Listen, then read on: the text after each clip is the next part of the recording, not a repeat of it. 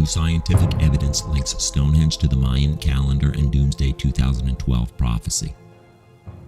The Mayan calendar works like most clocks we use today, moving forward in time. It depicts the end of time on December 21st, 2012. Stonehenge is also a timer, but unlike the Mayan calendar, it works in the opposite direction, like an egg timer. You will soon see how these two timepieces built on opposite sides of the planet coincide and terminate at an exact point in time, depicting the end.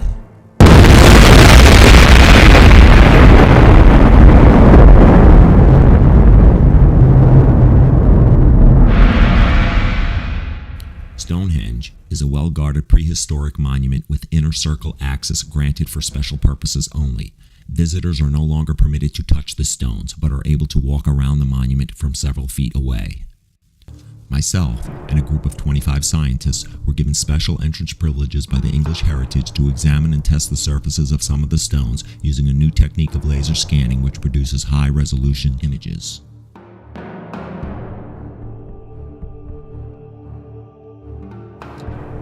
There are many visible carvings on the stones that can be clearly seen with the naked eye. Even embedded bullets from World War I riddle the exterior of some of the stones. Some of these carvings were made as recent as the late 1800s, and one in particular denotes the name of one of the founders of the Freemasons. Carvings of so-called axe heads and daggers are a common sight on the stones and date as far back as 2000 BC. Most archaeologists theorize these axe heads and daggers symbolize commemoration of the dead. The carvings that I have focused my study on during this visit to Stonehenge date back to 3100 BC, and most of them are barely visible to the naked eye. The laser scanning imaging equipment we used for this study allows scientists to view those hard-to-see ancient carvings at a much higher resolution. These higher resolution images give us the tools we need to decipher and better understand the meaning of these ancient symbols.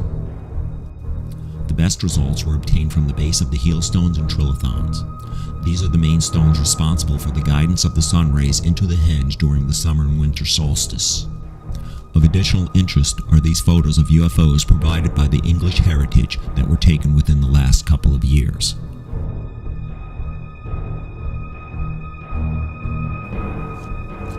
As this video circles the stones, several of the larger carvings and symbols will be highlighted with a red circle.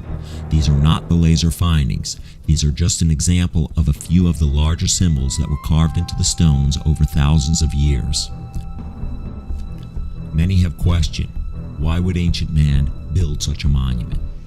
How did he build it without modern equipment? Or was he actually guided by an intelligence that's purpose was to leave a sign or future guide to man's existence? A warning, perhaps? Who knows? Mankind generally used the cycle of the moon as a unit of timekeeping. Every year on the first day of summer, the sun rises at a point that is further north than any other day of the year. At the ruins of Stonehenge, this solstice sunrise appears on the horizon in direct alignment with a massive rock called the heel stone.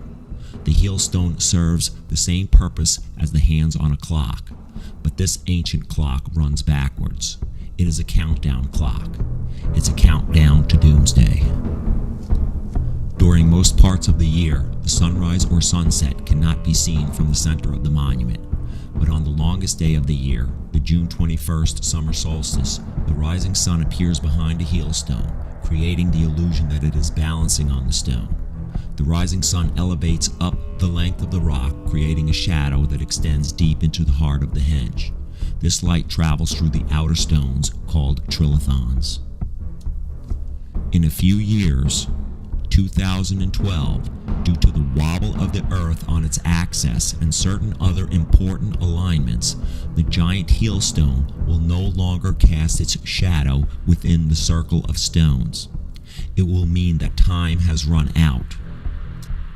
I have come to the conclusion that the 3D images obtained from the surfaces of the stones during this expedition are in fact ancient Sumerian symbols, the first written language known to man.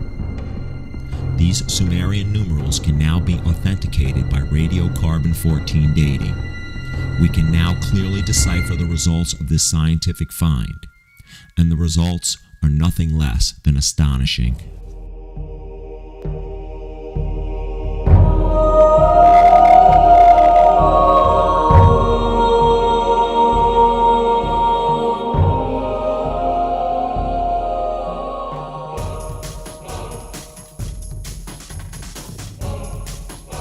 Presented here are the symbols found at the base of the heel and trilithon stones, as rendered by the 3D imaging process used to enhance the aged and worn-out carvings.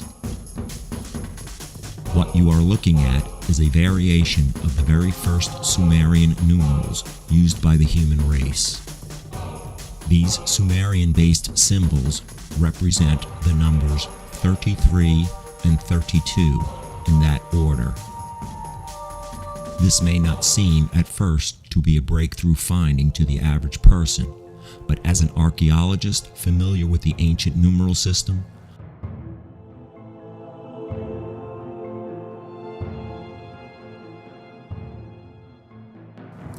in layman's terms, that means 2012 represents the year of the end of the original use of Stonehenge as a timing device. The exact date of the last winter solstice that will reflect light into Stonehenge will be December 21st, 2012. One more piece to the doomsday puzzle has been presented with scientific-based evidence.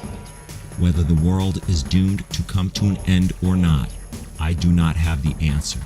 But one thing is for certain: something is going to happen.